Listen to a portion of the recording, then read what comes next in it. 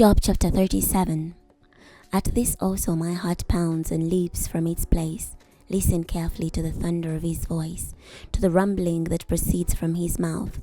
Under the whole heaven he lets it go, even his lightning to the far corners of the earth. After that a voice rose. He thunders with an exalted voice, and he does not hold back his lightning bolts when his voice is heard. God thunders with his voice in marvelous ways. He does great things beyond our understanding. For to the snow he says, fall to earth, and to the terrestrial rains pour down.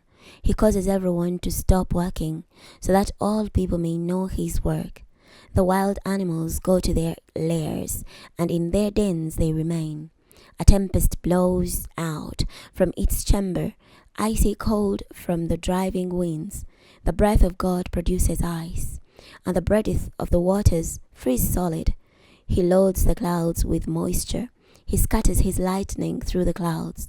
The clouds go round in circles, wheeling about according to his plans, to carry out all that he commands them over the face of the whole inhabited world. Whether it is for punishment for his land, or whether it is for mercy, he causes it to find its mark. Pay attention to this.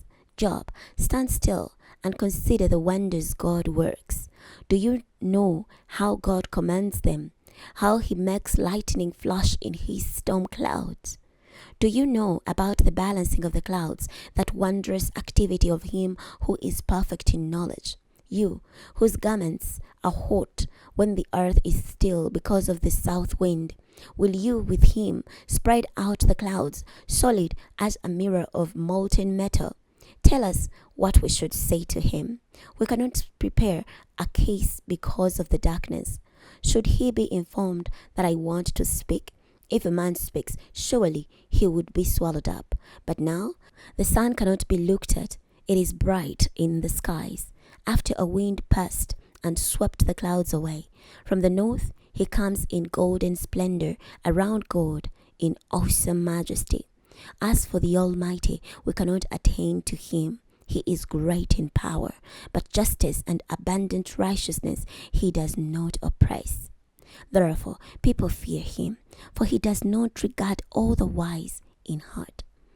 Chapter 38. Then the Lord answered Job out of the whirlwind. Who is this who darkens counsel with words without knowledge? Get ready for a difficult task like a man. I will question you, and you will inform me. Where were you when I laid the foundations of the earth? Tell me, if you possess understanding. Who set its measurements, if you know, or who stretched a measuring line across it? On what were its bases set? Or who laid its cornerstone? When the morning stars sang in chorus, and all the sons of God shouted for joy, who shut up the sea with doors when it burst forth, coming out of the womb? When I made the storm clouds its garments, and thick darkness its swaddling band, when I prescribed its limits, and set in place its bolts and doors, when I said, to here you may come and no farther. Here your proud waves will be confined. Have you ever in your life commanded the morning, or made the dawn know its place, that it may seize the corners of the earth, and shake the wicked out of it? The earth takes shape like clay under a sill. Its features are dyed like a garment. Then from the wicked the light is withheld, and the arm raised in violence is broken. Have you gone to the springs that fill the sea, or walked about in the recesses of the deep? Have the gates of death been revealed to you? Have you seen the gates of deepest darkness? Have you considered the vast expanses of the earth? Tell me, if you know it all. In what direction does light reside? And darkness, where is its place? That you may take them to their borders, and perceive the pathways to their homes. You know, for you were born before them, and the number of your days is great. Have you entered the storehouse of the snow, or seen the armory of the hail, which I reserve for the time of trouble, for the day of war and battle? In what direction is lightning dispersed, or the east winds scattered over the earth?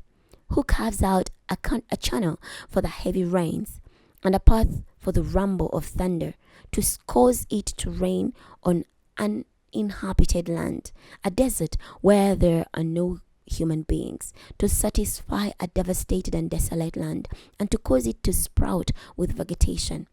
Does the rain have a father? Or who has fathered the drops of the dew? From whose womb does the ice emerge, and the frost from the sky? Who gives birth to it?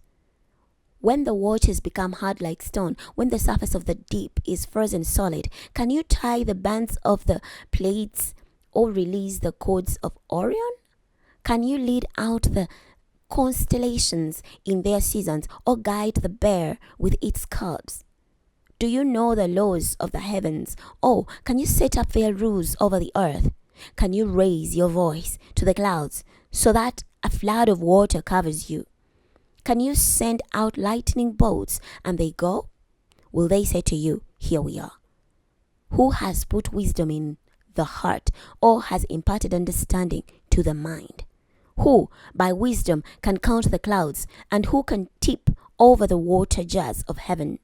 When the dust hardens into a mass and the clumps of earth stick together, do you hunt prey for the lioness and satisfy the appetite of the lions?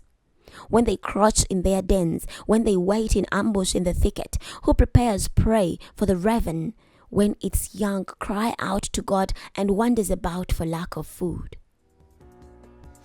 We're stopping here today. Next time we're going to be starting from Job chapter 39. I'll see you then.